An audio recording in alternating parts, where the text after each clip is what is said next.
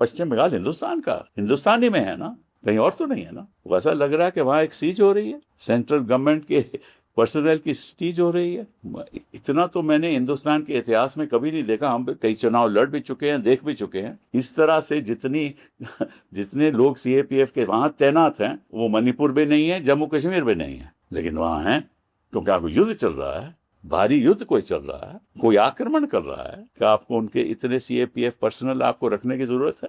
Election ही है ना भैया, चुनाव ही है ना। आप कहते हो कि अगर चुनाव में कुछ गड़बड़ी होती है तो आप इलेक्शन पिटीशन फाइल कर, तो कहते हो ना, कोर्ट भी कहते हैं कि 45 दिनों में आपको राहत मिलती है, 45 दिनों में आप इलेक्शन पिटीशन डाल सकते हो। अगर गलत काम हो रहा हो तो दोनों को लागू है, वो भी इलेक्शन पिटीशन डाल सकते हैं और ये भी इलेक्शन पिटीशन डाल सकते हैं। फिर इतने लोगों, इतनी सीएपीएफ के तैनात होने की जरूरत क्या है? अब सिक्योरिटी तो उनके हाथ में है ना, पश्चिम बंगाल की सरकार के हाथ नहीं है।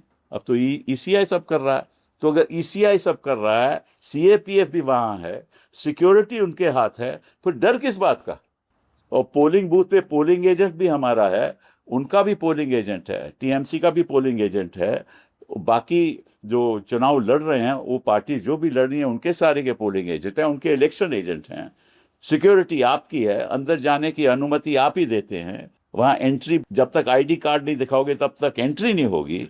तो फिर किस चीज की आपको संभावना है कि यहां गड़बड़ होगी, जब सारा तामझाम आपके हाथ में है? फिर वो क्यों करना चाहते हैं? कोर्ट की प्रोसीडिंग छोड़ दीजिए, इनकी मंशा क्या है आपके हिसाब से? ये क्यों ऐसा करना चाहते हैं? टीएमसी भी कह सकती है कि हमें भी आशंका है कि वहां बैठ के ये तरफदारी करेंगे, क्यों हम तो कुछ कर नहीं सकते, कोई सारे तो वैसे भी गवर्नमेंट, सेंट्रल गवर्नमेंट के वहां माइक्रो ऑब्जर्वर है, हम क्या कर सकते हैं? कोई नहीं कर सकता। और सारी रिकॉर्ड हो रहा है, ये भी अब हमें मालूम है। सीसीटीवी से जो भी पोलिंग बूथ में हो रहा है, काउंटिंग में हो रहा है, वो रिकॉर्ड हो रहा है।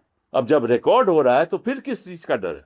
अब इलेक्शन कमीशन का ये एक प्रावधान है कि 45 दिन के बाद वो रिकॉर्डिंग नहीं रखेंगे। अरे भाई क्यों नहीं रखोगे? क्योंकि गड़बड़ी आप करोगे, अगर करोगे तो, और 45 दिन के बाद आप उसको रखोगे नहीं, तो कैसे तय होगा कि क्या हुआ पोलिंग काउंटिंग में? कोई नहीं तय कर पाएगा ना। तो ये भी हम बात सुप्रीम कोर्ट के आगे आने वाले दिनों में लाएंगे कि ये जो सीसीटीवी कैमरा की जो फुटेज है, ये आप सिक्योरिटी के साथ आपको सबको रखनी चाहिए। और मैं ये भी चाहूंगा कि जो भी वहां कैंडिडेट लड़ रहा है विपक्ष का, वो आरटीआई डालकर ये कहे कि साहब आप हमें सीसीटीवी कैमरा की फुटेज दीजिए, ताकि हमारे पास भी फुटेज हो। अगर नहीं रखते तो हमारे पास तो हो ना, और नहीं देते अगर, तो फिर हम सुप्रीम कोर्ट हमें जाना पड़ेगा। तो हर चीज, आप राजनीति में चुनाव तो लड़ सकते हो, लेकिन ऐसा ना हो कि सारा देश, मतलब कि आपकी सारी सरकार एक प्रदेश के खिलाफ चुनाव लड़ रही है। ऐसा नहीं होना चाहिए। लेवल प्लेइंग फील्ड होनी चाहिए। जनता को यह महसूस नहीं होना चाहिए कि ये हो रहा है कि वहां, मतलब कि जो केंद्र सरकार है वो एक भावी पड़ी हुई है, और सारे मतलब के जैसे कोई एक विरोधी वहां बैठा हुआ है। राजनीति में विरोधी तो होंगे, लेकिन पश्चिम बंगाल में जनता तो विरोधी नहीं है ना। जनता तो अपना वोट देगी, मत देगी, जिस तरफ जाएगा ठीक है।